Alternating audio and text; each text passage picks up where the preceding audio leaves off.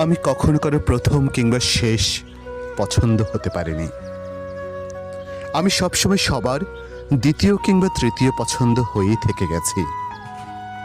আমি কখনো কারো জীবনে বেস্ট কিংবা বেটার মানুষটি হয়ে উঠতে পারিনি। আমি সব সময় সবার জীবনে মোটামুটি মানুষটি হয়েই থেকে গেছি। আমি কখনো কারো ক্রাশ কিংবা আইডল হয়ে উঠতে পারিনি। বরাবরের মতোই সবাই আমাকে দেখে খ্যাত কিংবা ব্যাকডেটেড এই উপাধিটাই দিয়েছে। কেউ বড় জোর আমাকে খুশি করার জন্য এটা বলেছে, তুমি খুব সাধারণ। ব্যাস, আমি ওই সাধারণ মানুষের উপাধি পেয়েই খুশি হয়েছি। আমাকে কেউ কখনো প্রচণ্ড অধিকারে নিয়ে বলেনি, তুমি আমার নিজের মানুষ, আমার তোমাকেই লাগবে, আমার তোমাকে চাই।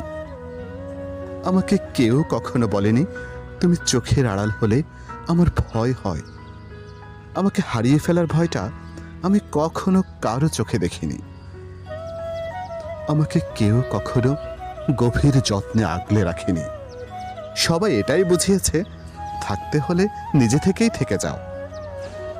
আমি তোমাকে আগলেও রাখছি না, আবার ছেড়ে যেতেও বলছি না, মানে যাকে একদম ছন্ন ছাড়া বলে আর কি। আমার সাথে কথা বলার জন্য কেউ কখনো এতটা আগ্রহ দেখায়নি যতটা আগ্রহ আমি অন্য কারোর সাথে কথা বলার জন্য দেখিয়েছি।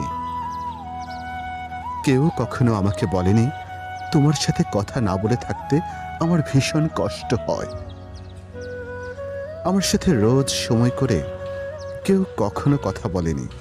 হ্যাঁ, কথা বলেছে তার কোনো প্রয়োজনে কিংবা সময় কাটাতে।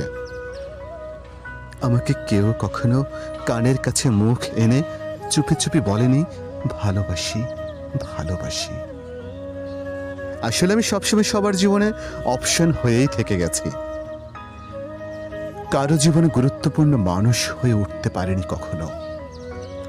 আমাকে বুঝে আমার সব কিছু নিজের মতো করে মানিয়ে নিয়ে শেষ পর্যন্ত আমার সাথে থেকে যাওয়ার মতো কাউকে কখনো আমি পাইনি। না, কখনো পাইনি, কখনো না।